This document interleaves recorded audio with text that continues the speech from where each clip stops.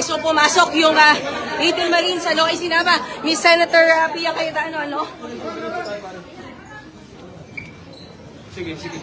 Okay. Buka.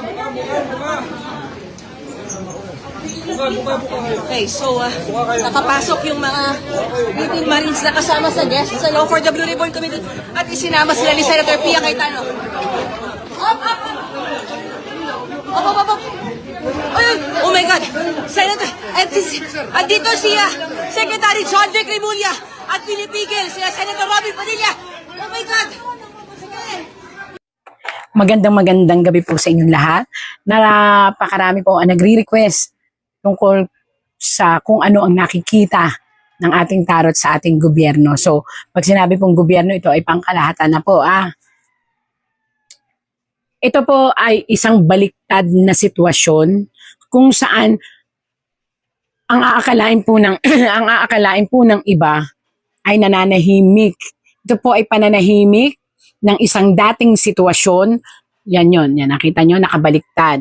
Kung saan ang akala ng ating pong gobyerno o ng mga taong nakaupo ay tahimik lang ang sitwasyon, pero hindi po. Ito po ay isang nakakawindang na revelasyon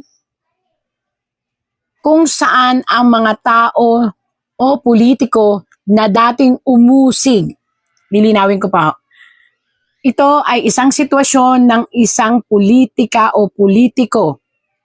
Tao at politika po ito, ha? Tao at sitwasyon ng politika.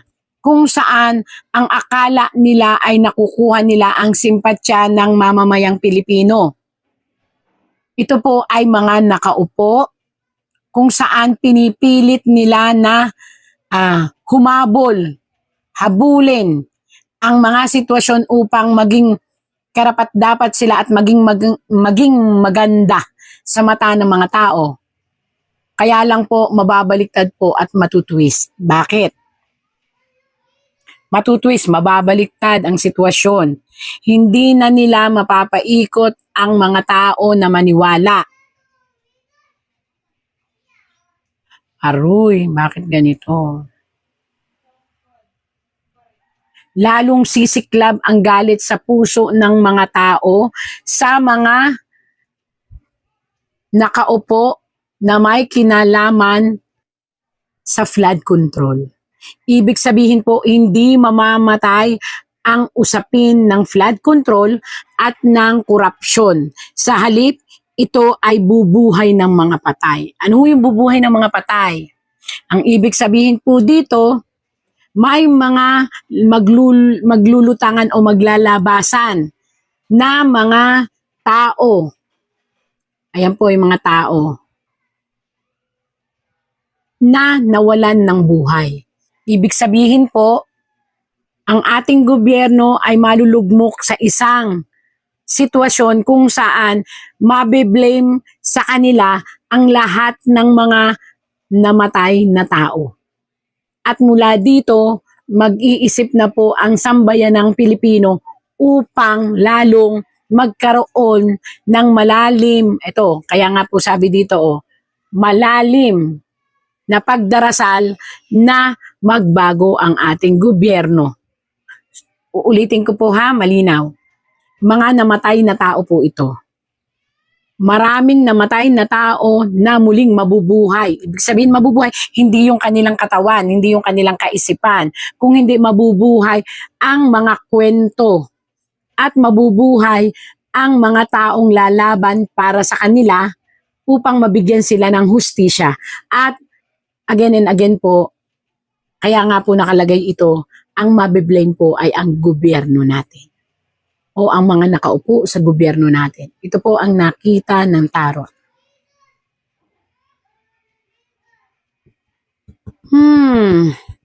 Maraming sitwasyon ang magaganap, unexpected, na maaaring, ito pong taong ito kaya po may dugo, tapos may puti, tapos may gray, ang ibig sabihin po nito, may mga batas, ito po nahulaan ko na dati, pero lumabas po ulit dito.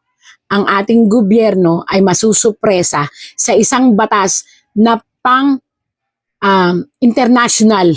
Kumbaga, isang panukalang batas na bigla na lang susulpot at makikialam upang alamin ang katotohanan dito sa problemang dating kinaharap ng ating gobyerno na flood control, corruption, and especially etong lalaking ito na naitapon sa isang malayong lugar which is the ICC. Makakalkal lahat. Isang malakas na puwersa, isang banyagang batas ang magkakalkal at makikialam at makikisimpatya sa mga Pilipino upang alamin ang katotohanan doon sa flood control.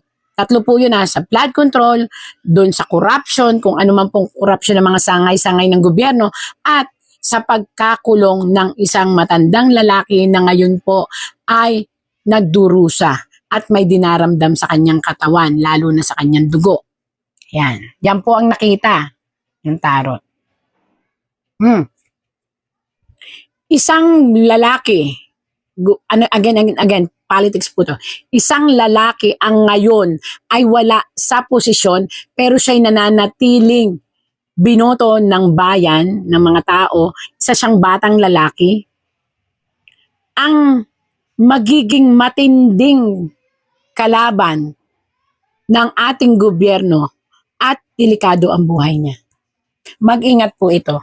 Isang batang lalaki, again po isang batang lalaki, ang delikado ang buhay, ang past life niya ay parang katipunero, na magiging matinding kalaban ng ating gobyerno, ang nanganganib ang buhay, at maaaring ito ay, kung hindi po ito mag-iingat masawi sa pamamagitan ng aksidente. Ayan, pag-aksidente. Or abduction. Or ikidnap. Kaya mag-ingat itong batang lalaking ito. Ito po ay kumakalaban po ito sa gobyerno. Ang kanyang parang makikilala siya bilang isang lumalaban sa gobyerno. Paano ko po nalaman na lumalaban sa gobyerno? Nakabaliktad po siya. Tapos po, nakita nyo pula, ginto, at asul. Hindi po ba ang bayan natin ang ating bandila? Kaya lang po siya ay parang itataob o ipapatahimik. So mag-ingat po ito. Sana naman po huwag mangyari ito kasi parang nakita ko naman sa batang ito ay magaling siyang politiko at tapat siya. Ayaw lang niya ng magnanakaw. Yan po. Sana po ipagdasal natin na huwag itong mangyari pero nakita po ng tarot. Sinasabi ko lang po. Again and again, higit sa lahat, Panginoon, dasal po tayo. Pero sana po kung sino ka man, mag-ingat ka. Marami ang naghahangad ng iyong pagkawala. Ang mga kalaban.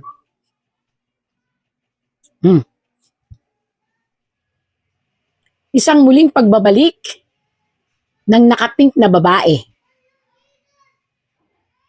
At muli may mga ibon na nagnanais siyang patakbuhin. Ito po. Isang babae na palalabanin at nakapink po siya ang muling magbabalik.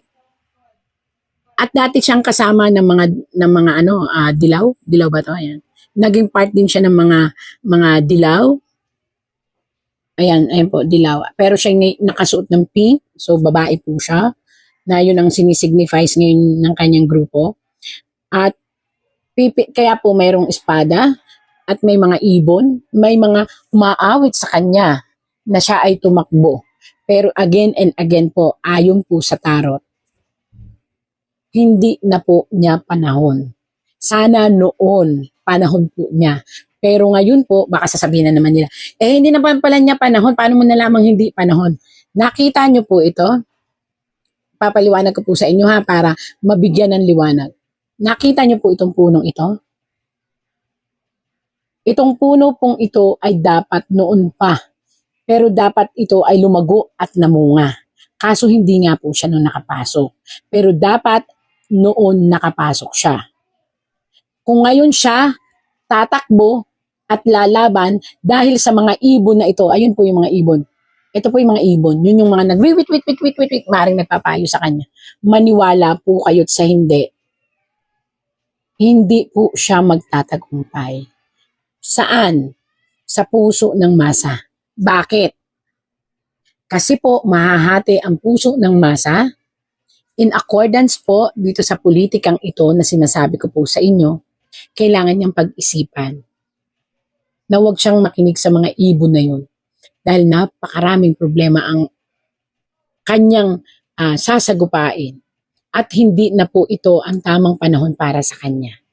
Nakalampas po ang tamang panahon para sa isang malaking posisyon. Mabuting tao po itong taong ito, pero hindi po siya pwedeng makinig sa mga ibon na ito. Sana nakikinig siya. Huwag siyang magpadala sa emosyon at sa bugso ng mga taong nasa paligid niya. Siya mismo dapat ay pag-aralan kung dapat o hindi. Pero it's up to her. Bahala po siya. Basta ako, ang sinasabi ko, ang nakita ng tarot. Ayan o, baka magamit lang po siya.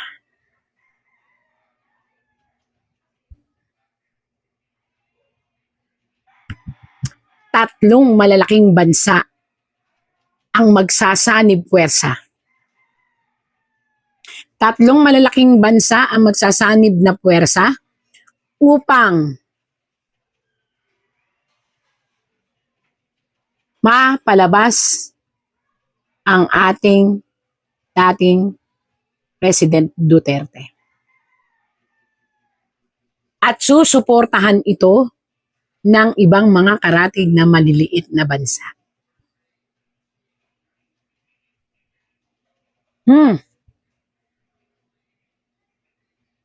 Ang kamatayan ng isang tao, kung ito'y matutupad ayon sa tarot at hindi ito makakabalik ng Pilipinas, pag-uumpisahan po ito ng isang napakamadugong sitwasyon. At ito po'y nakatakdang mangyari sa oras ng kamatayan din ng isang tao na minahal ng sanlibutan. Sana wag naman pong mamatay yun, taong yun. Sana makauwi po muna siya. Pero in this term, kailangan dasal ng buong sambayanan.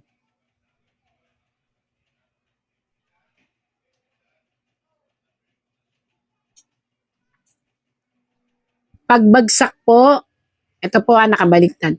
Pagbagsak o paghina ng isang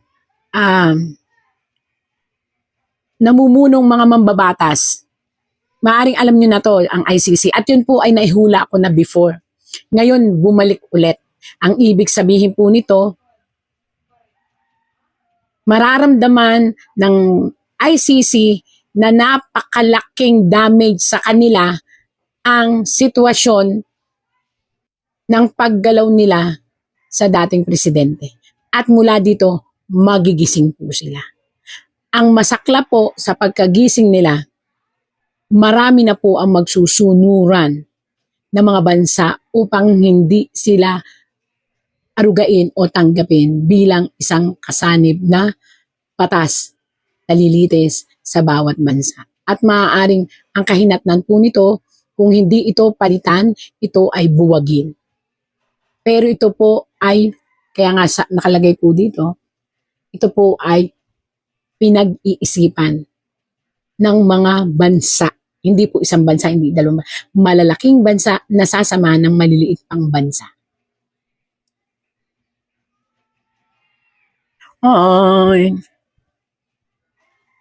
Isang sitwasyon kung saan makikialam ang isang demonyong kapangyarihan.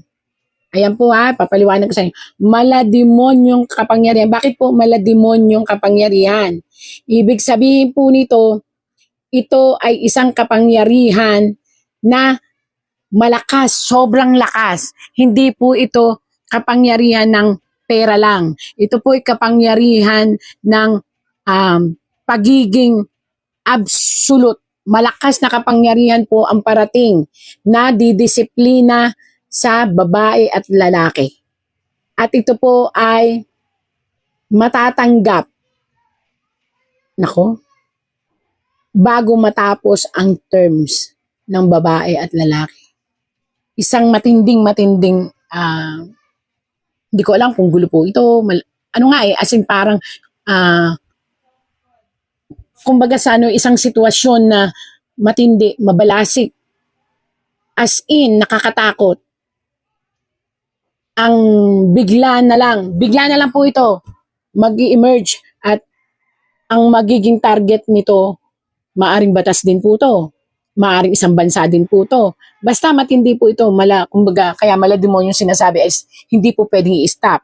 Ang makapangyarihan talaga to, ang didisiplina sa isang babae at lalaki na, syempre, pinag-uusapan po yung politika. Kung sino, representative lang po itong babae at lalaki. Ibig sabihin, maaaring ito ay ang mga namumuno kung sino man, namumuno sa bawat sangay ng gobyerno. Bawat sangay, ibig sabihin, iisa-isahin po ito.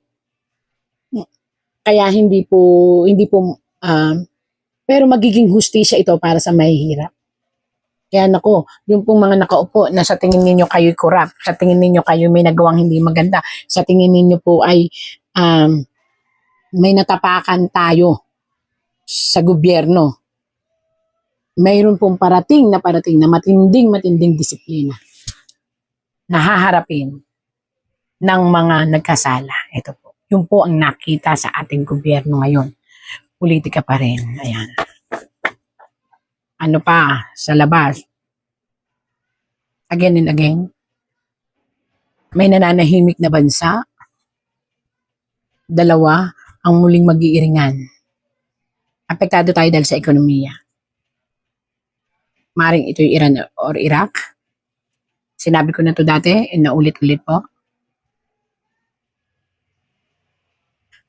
Ang justice system natin na pinapalibutan ng hocus-pocus o anumang mga negative, bigla po yung maglilinaw at maayos. May isang babae na pipilitin siyang idiin. Ayan po. Isang babae, may bata, ibig sabihin po ng bata, kumbaga muli siyang parang batang pasusunurin o pananagutin, pero sad to say po, yung batang babae na ituring, maaring to si BP Sara, yan na naman, baka sabihin naman nila sa akin ay maka BP Sara, binabasa ko lang po yung tarot. Nakita niyo po, kalmante lang siya. While ang daming susuporta sa kanya at mga taga-ibang bansa. Isang matinding batas ang susuporta upang ang lahat ng aligasyon sa kanya ay mapunta sa maganda. Isipin ninyo, siya na po ang ooperan ng mga 4 po ito, 4 na banyagang malalaking bansa ang tutulong sa kanya. Sa kakaharapin niya na pagsubok sa kamay ng batas nating Pilipinas. Sana po yung mga mambabatas, mag-ingat po kayo sa bawat ihahain ninyo o sasabihin ninyo o ipaparatang dito. Kasi po, maaari itong mag-bounce back sa inyo later on. Sinasabi ko lang po ito, ang liwanag po. Isang banyagang malaking batas ang talagang mag-o-offer sa kanya ng tulong at mismo siya ang bibigyan ng tulong. 1, 2, 3, 4, 5, 6 po yan. Kaya lang yung isa ang talagang magpupumilit. Ito po'y banyaga. Paulit-ulit ako. Kaya sana po maisip ng bawat isa na magpakatotoo na lang. Ayusin na lang, magkasundo-sundo na lang. Kaysa sa dumating yung time na lahat ng iparatang dito sa babae ay mag-bounce back sa lahat ng mga magpaparatang sa kanya. Especially, she is being chosen kapalit ng kanyang ama. So may divine guide talaga po sila. So sana po mapag-isipan para walang gulo. Kasi po ito, itong kapalaran na ito na pinipilit na paguhuin sila, ay naku, nakakatakot po. Maraming sasalo. At sa bawat pagsalo, paglubog ng kalaban. Yun po ang nakalagay dito. Marami pong ipupukol dito sa babaeng ito. Again and again, malalampasan. At hindi lang po malalampasan, mismo ang banyagang bansa ang tutulong sa kanya. At ang mga bagong sibol na mga katipunero ay magbubukas ng daan para proteksyonan sila. Yun po ang nakikita. Again and again, kahit anong sabihin po, patuloy po ang pagbagsak ng ating ekonomiya. Nawala na po ang kredibilidad ng mga businessman at saka mga malalaking negosyo. So ito ang kailangan pong agapan. Kaya lang po sa ngayon ay talagang wala, bagsak po. Hay nako, nakakalungkot. Ano po ang ating gobyerno? Bakit ganun? Ang pangit ng... Gusto kong mapagandahin po ang pagbasa ng tarot. Ayun po ang lumalabas. Ako po yung interpreter lang. Taga ano lang po ako. Taga basa. Kaya kinakailangan po everyday magdasal. Yun po ang nakikita ng tarot sa ating gobyerno. At tandaan po natin, kahit anong mangyari, God gives miracle every day. Okay, so pumasok yung 18 Marines, ay sinama ni Senator Pia Cayetano, Sige. Okay. Buka kayo. Okay, so nakapasok yung mga 18 Marines na kasama sa guests sa Law for the Blue Ribbon Committee at isinama sila ni Senator Pia Cayetano. Up! Ay, oh my God! Senator, andito siya, Secretary John Vic Remulla at pinipigil sila Senator Robin Padilla. Oh my God! Biglang nandyan na si Secretary Remulla at hinarang niya kami, hinarang niya ako. Sino ba siya dito sa Senate? Yes, you are a Secretary of the Republic of the Philippines, but this is the Senate of the Philippines. Senator ako. So bakit mo ko hinaharang? Hindi ko yung maintindihan. Siguro mga 9:30, I'm not sure of the exact time, basta before 10 a.m., nakarating sa amin na nandyan na yung mga witness. And sabi na, hindi pa akitin. Ayaw daw pa akitin. So bumaba ako. And you can capture that in many news coverages that have captured it. May nakita ko sa GMA7, parang NTV5, kinover nila nung pagbaba ko, tapos kinausap ko yung Senate staff, and nag-thank you nga ako sa kanila after kasi they're just doing their job na inaalam nila kung sino ito, and syempre, I'm sure nalilito na sila kasi may nagsabi nga sa kanila ni Sherman na huwag silang papasukin, pero nung sinabi kong sinusundo ko, di naman sila, wala namang problema. So, tinawag ko na yung Marines, sabi ko, halika na, pumunta na tayo dito, sumama kayo sa akin. So, sumama naman sila. And then, nung paliko kami, nandun pa lang kami sa first floor, biglang nandyan na si Secretary Remulla at hinarang niya kami. Hinarang niya ako. Sino ba siya dito sa Senate? Yes, you are a Secretary of the Republic of the Philippines, but this is the Senate of the Philippines. Senator ako. So bakit mo ko hinaharang? Hindi ko yung maintindihan. Hindi ko yung maintindihan kung ba't mo ginawa yun. Now, idadagdag ko kasi I have pahingin ko sa staff ko ngayon. Meron din nilabas na instruction si Senator Gatchalian. Ito ba yun na sinabi niya na sinabi ni Gatchalian na pinapunta niya dito si Secretary Remulla for anong reason? To help security. Anyway, pangarap ko yung statement because hindi ako yung nagsabi ng statement niya. Siya. Pinapunta niya dito. Bakit? Ba't kailangan siya papuntahin dito? May Sergeant of Arms naman tayo. May security naman tayo. Maayos tayo dito. Ba't mo siya pinupunta? Siya yung nanggulo. Hindi niya ako pinayagan. Okay ba sa inyo yon, mga senators na kasama ko? Okay sa inyo yon? Nang isang senador, pipigilan? Hindi man tayo magkasundo sa policies. I will not allow somebody to do that to you. This is us. 24 senators. We are allowed to be here. Why would you do that? So ito, babasahin ko sa inyo. Quoting lang naman po ako sa Inquirer. Sabi dito, Interior and Local Government Secretary John Vic Remulla went to the Senate on Thursday upon Senate President Pro Tem Sherwin Gatchalian's request. Gatchalian confirmed during a press briefing, I personally sought the assistance of Secretary Remulla to ensure order and that the Senate premises is well protected. O ayan na nangyari, Sherwin. Ako yung hinaharang. May kasama akong guest, yes. O, ba't kailangan gawin yon? So yun ang isipin natin pagka gumagawa tayo ng kung ano-anong mga instructions, di nyo iniisip kung anong magiging consequences. Ako yung hinaharang na makapasok dito sa sariling opisina. Anyway, so nakapasok na tayo. Thank you again to the Senate staff, to the media na nakatulong, nakarating tayo dun. So okay na. Okay na. I did my opening statement dun sa Blue Ribbon Committee hearing. And then, nagpaalam na nga ako because magpe-prepare na ako for my next hearing. Tapos, nakakita na naman ako ng another announcement. Patingin ulit. Babasahin ko sa inyo. Ito, I'll just show you na lang sa... mahirap makita kasi maliit, pero I will read it. I will read it to you. So, this is coming from the... from Sherwin Gatchalian, Senate President Pro Tempore. Ulitin ko, hindi ka Senate President Pro Tempore, si Loren Legarda ang Senate President Pro Tempore. She was elected by 13 members. 13.